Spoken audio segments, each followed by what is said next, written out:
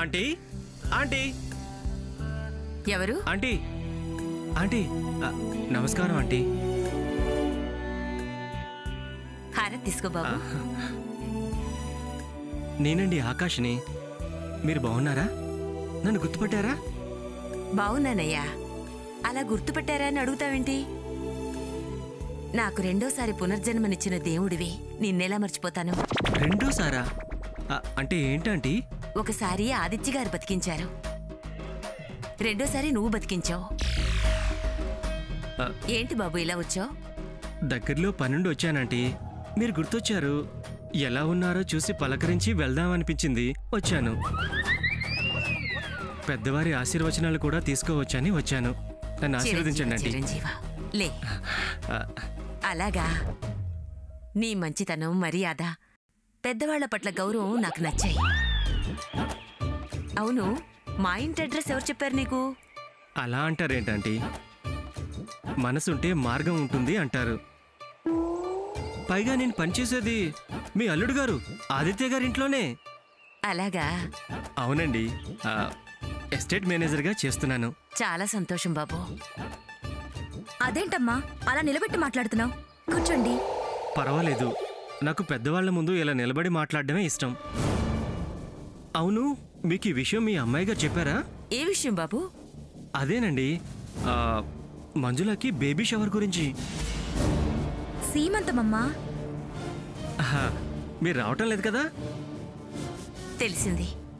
మేము రాకపోవడం ఏంటి? నేను ఇది తప్పకుండా రావాలనుకుంటున్నాను. ఏంటి, మీరు వస్తున్నారా? అలా అడిగేవేంటి బాబు?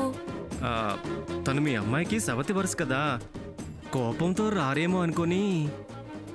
కోపం ఎందుకు ఆకాష్?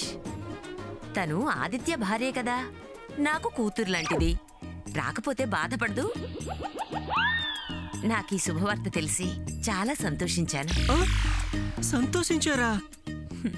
కూతురు కడుపుతో ఉంటే తల్లిగా ఆనందించను. చాలా సంతోషం. మీరు ఇలా మాట్లాడుతుంటే నాకు చాలా చాలా సంతోషంగా ఉంది. వస్తానండి. ఒక్క నిమిషం బాబు, మేము వస్తాం. కాస్త వెంటుండి తీసుకెళ్ళు, నీకు పుణ్యం ఉంటుంది. తీసుకెళ్ళొచ్చు, కానీ నాకు బయట చాలా పనులున్నాయంటీ. ఇంకా ఎవరెవరు వస్తున్నారో రావట్లేదో కనుక్కొని క్యాటరింగ్ ఆర్డర్ ఇస్తారేమో. అవునవును, వస్తాను వస్తాను.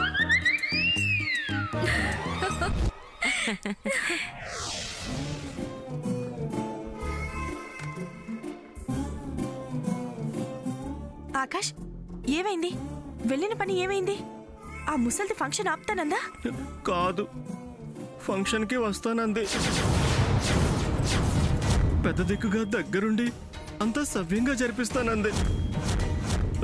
లక్షణంగా నిన్ను దీవించి వెళ్తానంది. అమ్మా, అలాంటి వాళ్ళది నిజమైన ప్రేమ కాదు, అది వ్యామోహం. ఎగ్జాక్ట్లీ చిన్నత్త, నిజంగా ప్రేమించుకున్న వాళ్ళు అలా చేయరు. ఎంత మనసు విరిగిపోతే కన్న కూతుర్ని పట్టుకొని మా దృష్టిలో చచ్చిపోయా ఉంటుందా తల్లి? అది సరే అమ్మా, తన కూతురుతో తన మాట అనేటప్పుడు ఆమె మాటల్లో వ్యథ, కళ్ళల్లో బాధ గమనించావమ్మా? పెద్దబాబుకు బర్త్డే విషెస్ చెప్పు కూడా వెళ్ళాం కదా. ఊరికే ఎలా కాలిపోతుంది? మంట పెడితేనో పడితేనో తగలబడుతుంది.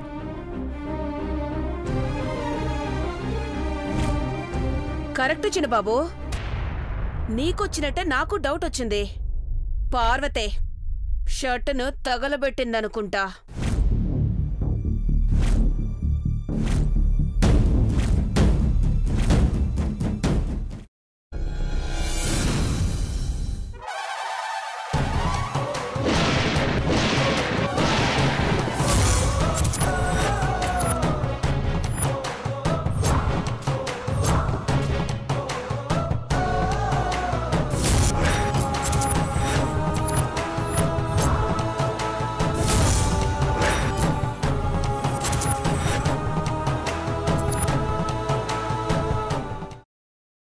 తర్వాత పొట్టు తీసేసి చాప్ చేసి పక్కన పెట్టుకోవాలి.